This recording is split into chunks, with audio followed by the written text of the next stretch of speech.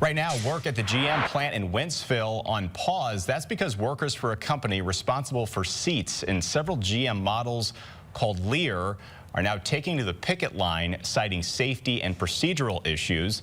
Our Shoshana Stahl is speaking to the head of the union representing those workers. And Shoshana, we're talking about hundreds of workers on strike tonight. That's right, Corey. Nearly 460 workers on strike right now from Lear. Now, if you take a look behind me here, you can see dozens of people picketing along the street outside of that assembly plant here in Wentzville. This is something that's going to be going on 24/7 until an agreement is made with the company. The strike started at midnight. Lear is responsible for making seats for cars. The union president, Bill Hugeback, says this is the only assembly plant on strike right now since the main reason for this strike, health and safety issues that the union fears is putting workers at risk.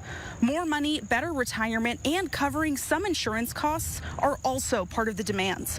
But Hugeback continued to emphasize his concern for workers' safety, especially because of what he called a lack in production standards. We'd like to see them come to the table and talk about the production standards, you know, because they just got a new line in here and we don't really have production standards set on it. So we'd like them to come to the table and have a discussion with us about the production standards of what's going on. Hugeback says the General Motors plant just across the street ran out of seats around 4:40 this morning. A worker at that GM plant tells First Alert 4 the production team there is on standby right now. Duke's Barbecue is just down the street and was a major supporter of workers at the GM plant months ago when they were on strike. Now, Duke says it will continue to support the Lear workers, with many of them being regulars at the restaurant.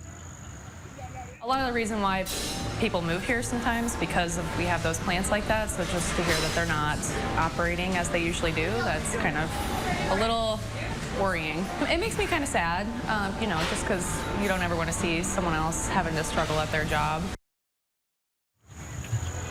The union tells us since starting the strike, they haven't heard from Lear at all. Now, the company, on the other hand, tells us that they are committed to making an agreement with the union workers here. Now, until that happens, this strike will continue, but we don't know just how long that could take.